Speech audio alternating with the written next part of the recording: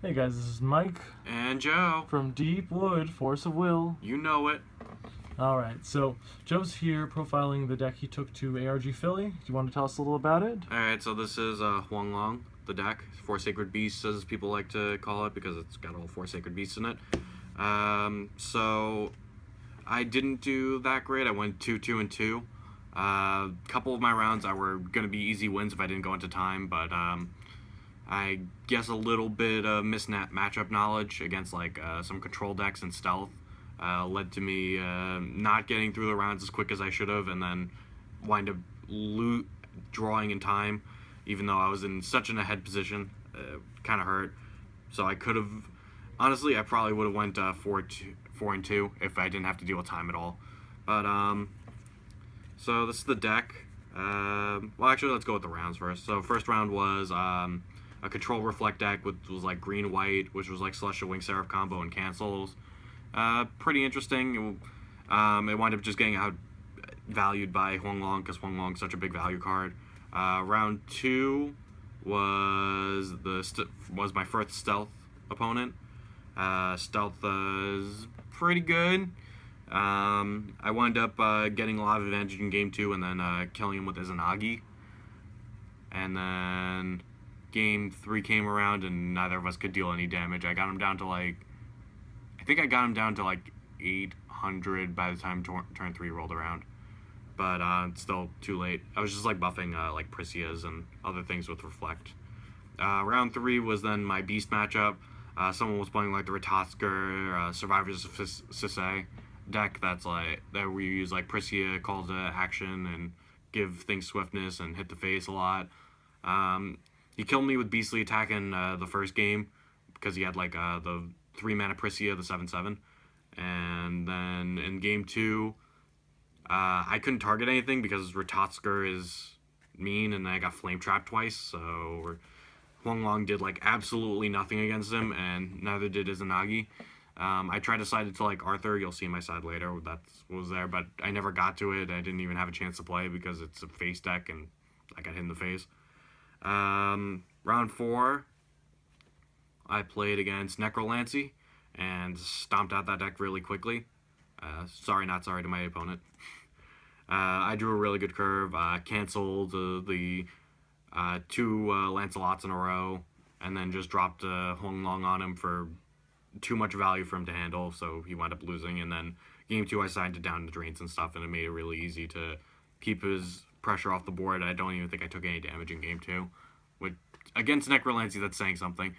Round five, I wind up getting a bye because my opponent didn't show up. So it was a free win. Didn't help. I got up to, which then put us to round six, where I was right outside the threshold for getting the win. But we went to time, and he was playing a red stealth deck, so he had Lancelots and Guinevere's in there. So he wound up getting first damage a lot quicker than I could because my deck's pretty slow on the startup. So here's the deck list. Honestly, I think I did pretty well at the event, but it was my first major event, so I think I could have done better. So let's get through the deck now. So first off, we got Reflect.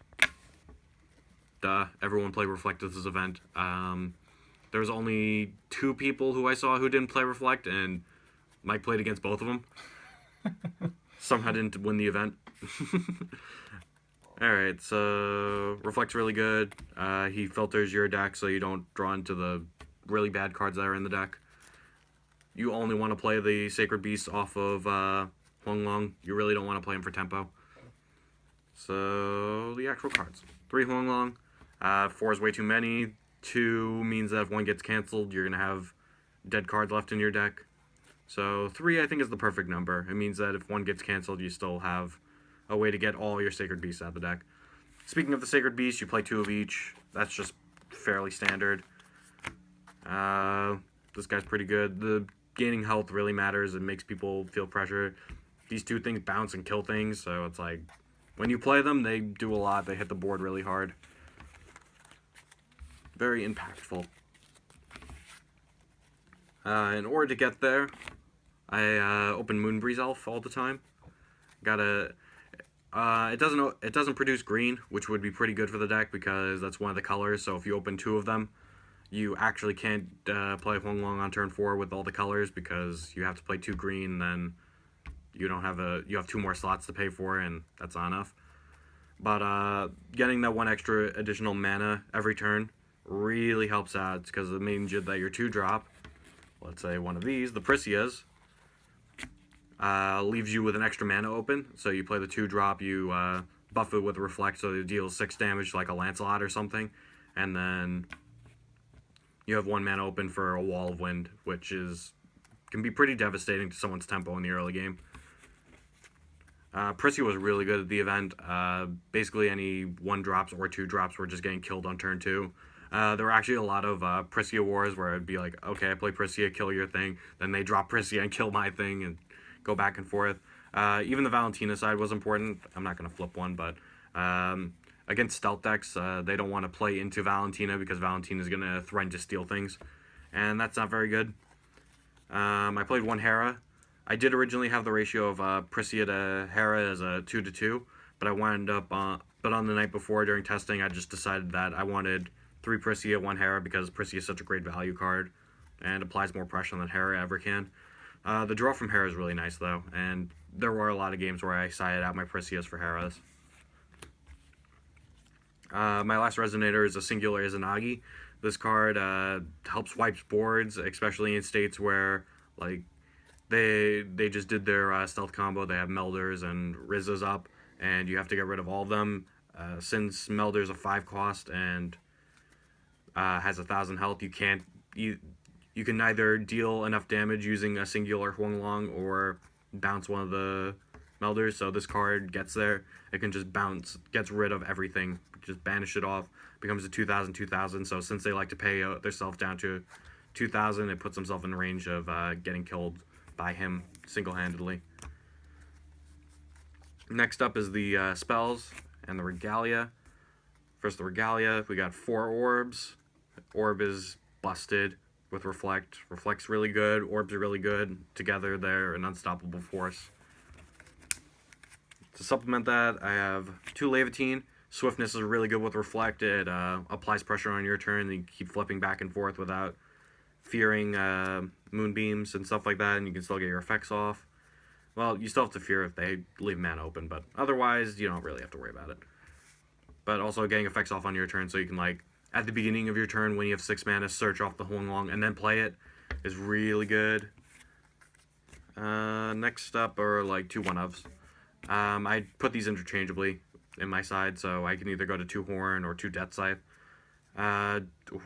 So 1 and 1 of each. This can even pay for the Sacred Beast, which is really good. It makes them less dead in my hand. This is just against aggressive rulers like Xuan. I didn't see any Xions there today. It was all Reflect, so it got sided out every single game. But sometimes it's pretty good because you can stop their Laevateinn from giving Reflect Swiftness, which can slow down their plays. For actual spells, there's 3 Wall of Winds as a cancel, 3 Seal of Wind and Light. Every once in a while, depending on how aggressive the opponent's deck is, I'll side out a Seal of Wind and Light for the 4th Wall of Wind. It worked out pretty well. I wouldn't change this, especially since the Moonbreeze Elf can pay the moon that you're missing for this deck. Next is 4 Blessing of Yggdrasil, pretty much Wild Growth. Basically, every time you're going for a Ruler's Memoria, just get all the colors possible and win the game. Ramping up is pretty good, especially since you don't need the mana in the early turns, especially against stealth. Paying mana there isn't exactly necessary. For the last 2 cards, I play 1 Wind-Secluded Refuge, which is basically for the last card, Black Moonbeam. I play the Moonbeam. I don't always keep it in. Basically, against Reflect, I always side it out because I don't think it's worth spending 2 mana to kill the free thing.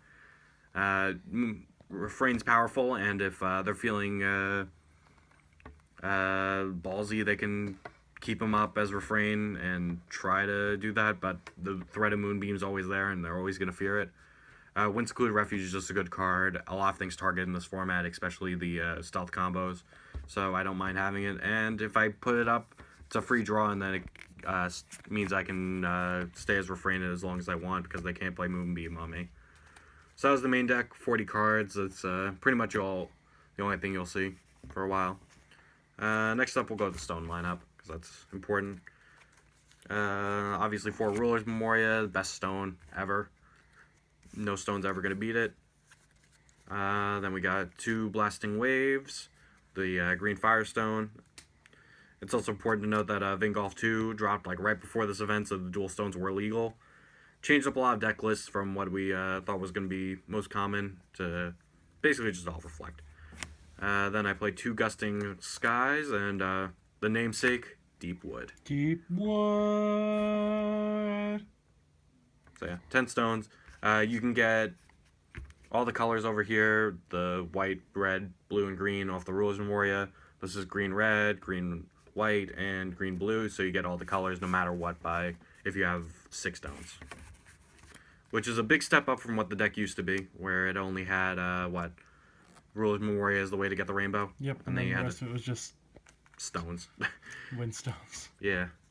So the side. 2 Blessed Holy Wolf. I was not happy with this card. I wish this card was Fairy of Sacred Vision. Mainly because Fairy of Sacred Vision says you could pop things in chance standby areas, which means that stealth has to slow down because you can pop the Melders and the Rizzas out of their chance standby area early if they try to prep them early to get a big combo off on turn 4. But it did its job. It killed Barrier of Shadows, which was the main thing I had it in there for. Wasn't really thinking too much about Reflect, which is probably a big mistake. I also sided 2 Heras.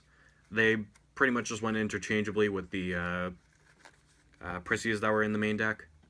Hera's a really good card, especially against the stealth deck. I'd rather kill the Regalia because they don't have early Resonators. I then played 1 Bedivere.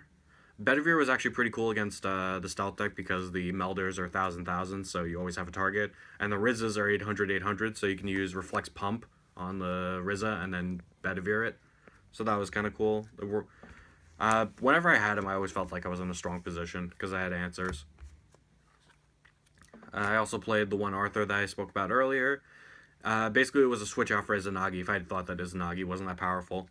I don't know what I would trade out for because it honestly didn't do that much. Mostly because I didn't draw it, but I would just wish there was a stronger card that could go in the slot. Next, the 2 Regalia that I talked about before when I was looking at the Regalia lineup. Sometimes I side out the 1 Deathscythe for the extra horn against control matchups where the swiftness doesn't matter. Or do the reverse, side out the horn for extra Deathscythe against aggressive rulers. For the fire matchup, Necrolancy and such, we have Down the Drain. Amazing card. 1 mana. Quickly kill Lancelot or anything. Pricia. Athena. Whatever swift thing they want to play. 2 Separation of Body and Soul. Really good in the value matchup where they're just trying to play big things and they only have a couple Resonators, but they're high value Resonators. Reflex Effect can target it, pump it up by +2/+2. Then becomes a target for a Separation of Body and Soul, which is awesome. Basically 1 mana space-time collapse. Can't say anything bad about that. 4th Wall of Wind. Spoke about that already from the main. And then I played 2 Interdimensional Escapes. Also really good against the stealth matchup, and that was the one that I mainly played against. It was also there against 4 Sacred Beasts if I ever had to play Mirror. And there's probably some type of spam deck, like, I don't know, Marching Band aggro. People would play just road matchups in general. But Interdimensional Escape, I did resolve it a couple times. Searched it out directly with Reflect, actually, in 1 round. So that's the whole deck. I think my results could have been better than how I think the deck should perform. But honestly, there wasn't much I would change about this deck list. Like, I already spoke about what I thought was pretty weak, but I think I'm going to be more prepared for my next event, whenever that's going to be. Probably Providence, if I wind up going there alone. So, that's it, guys. Thanks you for watching. Leave your comments down below if you had any questions or suggestions, or if you played against me in the tournament, maybe, or have some experience with the deck. So that's it, guys. Have a good day. Bye.